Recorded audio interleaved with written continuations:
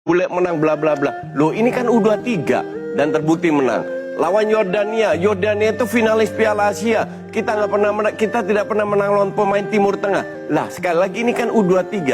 Kita sudah membuktikan. Justru saya bilang Korea ini ngeper ketemu Indonesia.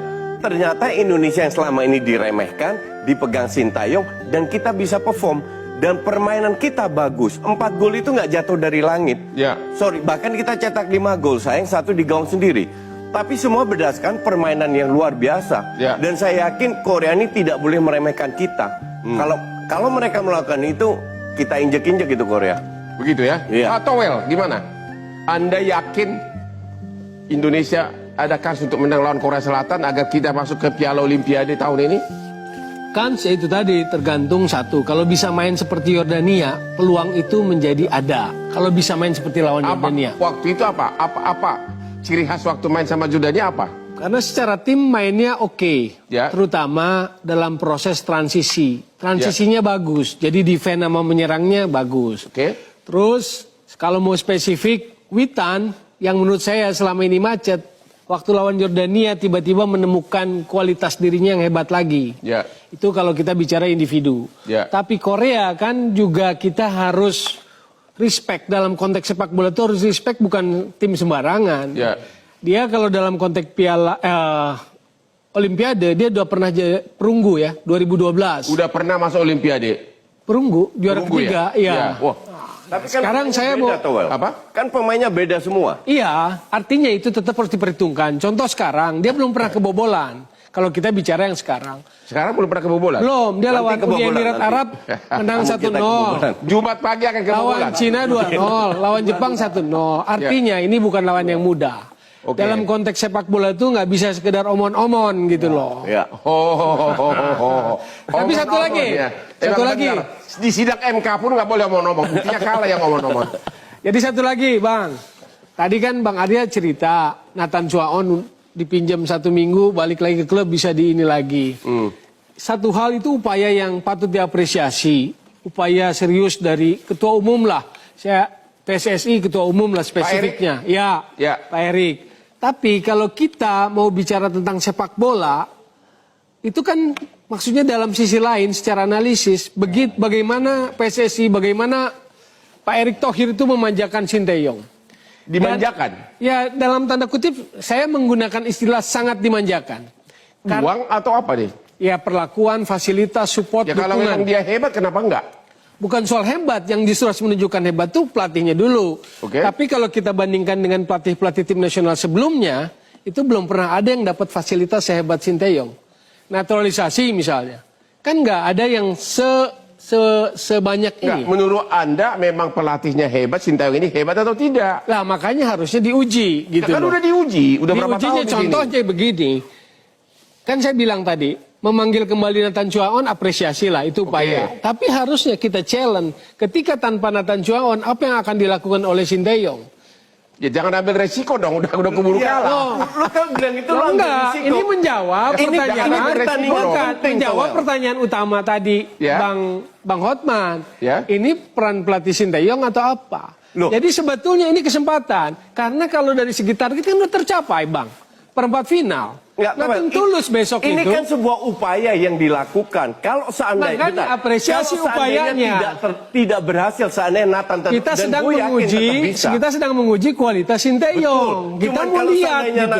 Kalau disuapin terus sama Erick Thohir enak betul Sinteyong gitu loh. Ya enggak lah. Enggak segampang itu.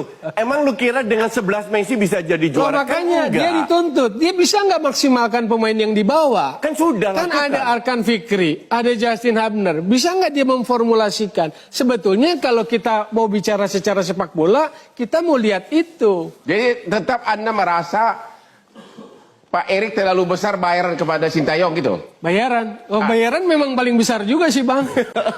Nggak gini. Bahkan besok kalau menang pasti minta bonus lagi. Tanya deh Bang Arya.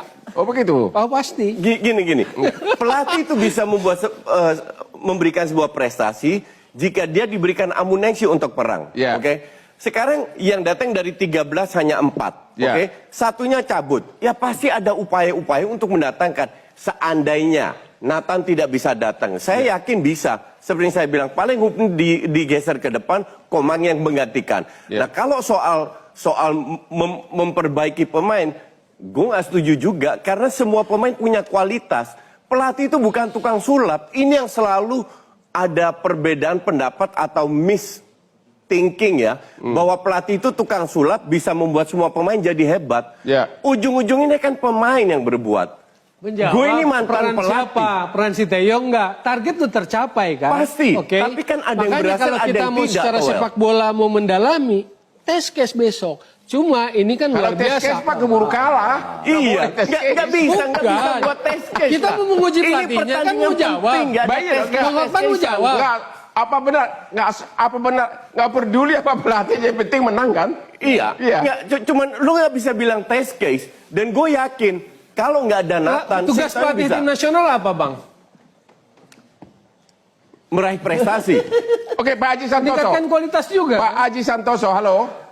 Iya. Apakah menurut Anda sebagai pelatih, Sinteyong ini terlalu dimanjakan dengan berbagai fasilitas? Ya, kalau saya berbicara secara netral, menurut saya sah-sah saja menurut saya. Karena kita tahu sendiri Coach Sinteyong juga mantan pelatih Piala Dunia. Jadi kenapa Coach Sinteyong katanya Bung Towel dapat perlakuan istimewa, ya memang sesuai dengan kualitas mereka, gitu loh. Jadi menurut saya ya wajar-wajar saja. Karena itu tadi Coach Sinteyong salah satu bisa menerima tawaran jadi pelatih timnas kita tentunya dengan beberapa persyaratan. Salah satunya ya mendatangkan pemain-pemain yang bagus karena Coach Sinteyong tahu pasti player resource Indonesia. Jadi menurut saya itu hal-hal yang wajar saja, boleh-boleh saja asalkan pelatih wajar kalau dikasih bonus besar. Boleh tahu nggak Pak Arya Siduli nggak kasih bocoran berapa sih gaji pelatih Sinteyong sebulan? Bang, gini nggak apa-apa dong, itu kan bukan rahasia. Berapa kira-kira? Kan saya setuju, cobalah. Berapa gajinya? Ya, coba kira-kira aja. Secara kontrak berapa? Biar kita tahu. Nggak, gini Bang, kita jangan lihat masa kita dibongkar-bongkar gaji orang. Ya nggak apa-apa. Itu udah rahasia umum. Atau gue yang ngomong. Coba dia pemain dunia, transfer segini, dibeli segini, itu udah tahu rahasia. semua. Iya, Bang, gini loh. Kan tujuan kita Bang, soal tadi kan lu bilang, jawab dulu, lu tahu atau enggak? ya tahu lah. Tahu. Berapa? Udah Bang, yang pasti. Ya yang pasti jangan sampai ngalahin honor pengacara gua. Ya. Gini Bang. Bentar. 1M sebulan. Ya pokoknya. Kira-kira Coba lah gitu kan? sebut kira-kira aja kira-kira. Gini Bang, aku mau ngomong sama Toel tadi. Aku tadi ngomong Toel tadi. Ini Bang. Ini bukan soal tadi kan Toel bilang bahwa ini kan bukan soal fasilitas itu kan bukan soal gaji dan sebagainya, itu nomor Iya dua dong, lah. perlu dong. Enggak Bang, tapi yang bagaimana tadi kan disampaikan bahwa ini Nathan udah pergi, diambil lagi, diupayakan. Fine, kan? Oke. Fine. Karena gini, bagi Pak Ketum itu ini kan bukan soal wah nanti kalau dikasih ke STW bagus-bagus pemain nanti STW naik, bukan soal itu. Ini soal merah putih. Iya, betul. Nah, ini soal merah putih, namanya Ketum, pokoknya gimana supaya STW bisa maksimal. Masuk kamu Pak Towel agak cemburu sama Sinteyong ya? Bukan cemburu Bang, karena saya ngikuti perjalanan tim nasional. Luis Milla pun bagus. Jadi gini, kalau dikasih fasilitas seperti yang sekarang, naturalisasi seperti sekarang, fasilitas TC yang luar biasa, mau ke Turki, ke Dubai, segala macam, jangan-jangan pelatih manapun bisa berprestasi baik juga Bang. Segampang itu. Itu jawaban terbuka Bang. Betul. Itu kemungkinan terbuka. Kita tahu bahwa contoh Real Madrid. Lo nggak bisa. Dari timnas. Nggak bisa Anda menutup peluang itu kan kepada pelatih lain, nggak bisa. Lu kan tahu bahwa pelatih itu cocok-cocok.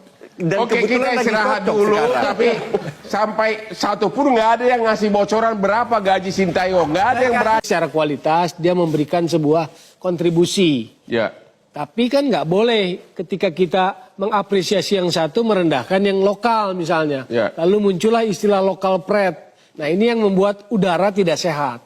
Jadi Udara Anda, sepak bola Bung kita. Towel masih berpendapat untuk tahun-tahun ke depan cara naturalisasi itu masih perlu dipertahankan?